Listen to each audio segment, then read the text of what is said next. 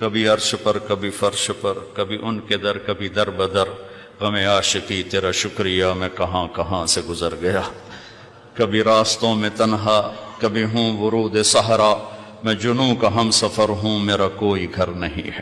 کا ادھر چلا گیا کہ آپ ہی بن گیا سب کچھ، ایک دھماکہ ہوا تھا اور ہر چیز بن گئی۔ وہ دھماکہ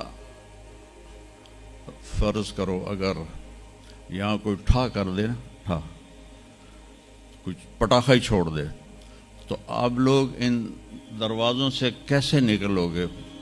بھاگتے ہوئے کہ بڑے آرام سے؟ عبد الخالق صاحب دے تو ہی چڑھ کے جاؤ گے، ساڑی جان بچے۔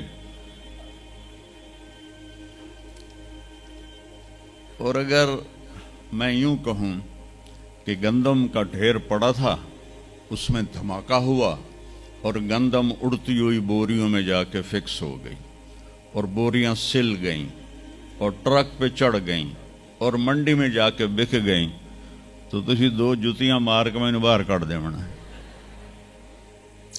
ایک دھماکہ ہوا، وہ دھماکہ اتنا قابل تھا، اتنا علم والا تھا کہ اس سے دو طاقتیں پیدا ہوئیں، ایک سپیڈ کی اور ایک مقناطیس کی۔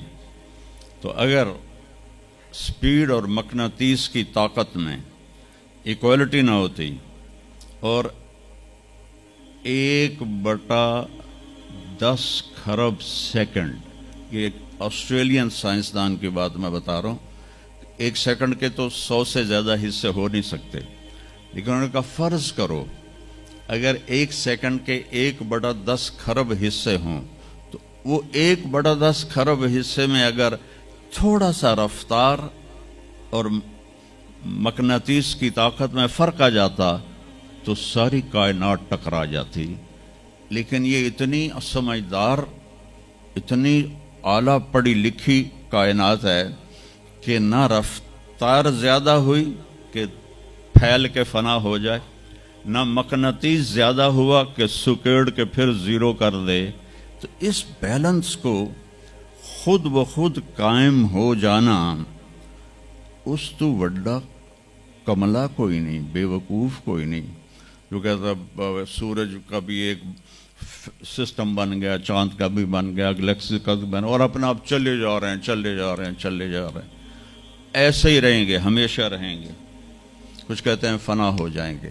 یہاں انسان جاہل ہے، اس جہالت کو دور کرنا سب سے پہلا علم ہے۔ اگر مرتے ہوئے مجھے پتہ چلا کہ یہاں تو معاملہ کچھ اور ہے، جو لوٹ آئیں تو کچھ کہنا نہیں، بس دیکھنا انہیں غور سے جنہیں راستوں میں خبر ہوئی کہ یہ راستہ کوئی اور تھا۔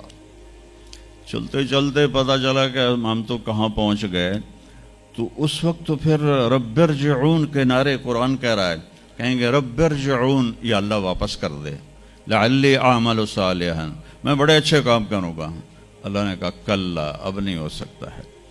تو نبی جو آتا ہے، 1,24,000 نبی یہ علم لے کر آتے ہیں اور وہ انسانوں کی اس جہالت کو دور کرتے ہیں۔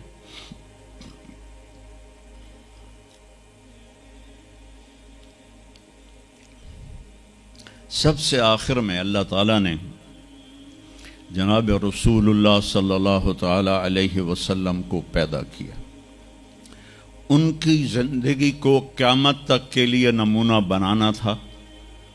قیامت تک کے لیے وہ نبی بن کے آئے ہیں۔ لکل قوم ہاد، ہر قوم میں نبی آتے تھے، لیکن ہمارے نبی کے بارے میں اللہ نے کہا وما ارسلناک الا کافۃ للناس بشیرا ونذیرا، ہم نے آپ کو پوری دنیا کے انسانوں کے لیے بھیجا ہے۔ تو اس کے لیے ضروری تھا کہ آپ کی زندگی کی ہر چیز کھلی کتاب کی طرح آج بھی ہمارے سامنے موجود ہو۔ اگر میں آپ کے طریقے پر چلنا چاہوں تو میرے پاس مواد موجود ہو، تو یہ واحد نبی ہیں جن کی ہر چیز اللہ تعالیٰ نے محفوظ کی۔ کسی نبی کی پوری زندگی محفوظ نہیں ہے، کسی نبی کی، آدم علیہ السلام سے لے کر عیسیٰ علیہ السلام تک کسی نبی کی مکمل زندگی موجود نہیں ہے، اور ہمارے نبی کی زندگی پیدائش سے لے کر آنکھ بند ہونے تک ایک ایک پل کی زندگی آپ کی ہمارے پاس موجود ہے۔ میں نے ایک آیت پڑھی تھی، لَقَدْ جَاءَكُمْ رَسُولٌ مِّنْ أَنفُسِكُمْ۔ میں موریتانیہ گیا، وہاں پڑھتے ہیں لَقَدْ جَاءَكُمْ رَسُولٌ مِّنْ أَنفُسِكُمْ۔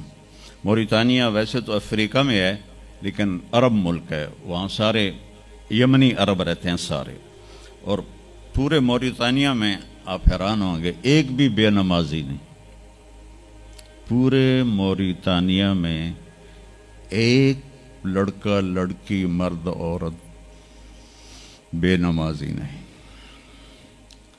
اور صومالیہ میں گیا، ایک بچہ بچی مرد عورت بے نمازی نہیں۔ ہمارے بچے، آپ لوگ کالج آتے ہو تو موبائل آپ کے ہاتھوں میں ہوتے ہیں، بس میں بیٹھے ہو یا گاڑی میں بیٹھے ہو، موبائل پہ آپ کی نظر ہوتی ہیں۔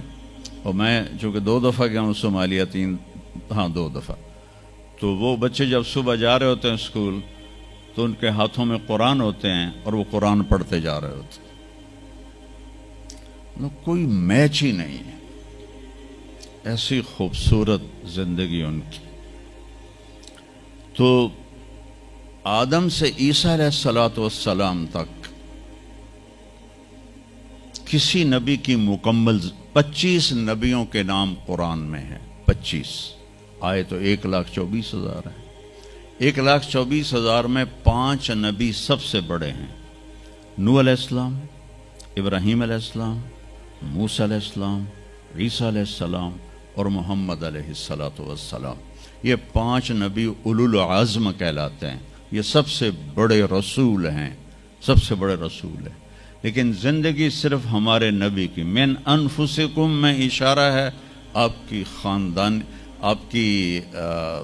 خاندانی وجاہت کی طرف، کہ آپ بنو ہاشم سے ہیں جو سب سے عالی خاندان ہے، اور آپ کا نسب آدم علیہ السلام تک محفوظ ہے، بے داغ نسب ہے۔ آپ نے فرمایا میں اپنے باپ، جتنے بھی میرے پیچھے باپ ہیں، کسی میرے باپ سے زنا ثابت نہیں ہے، میرے کسی باپ نے زنا نہیں کیا ہے۔ یہ نسل کی حفاظت کا نظام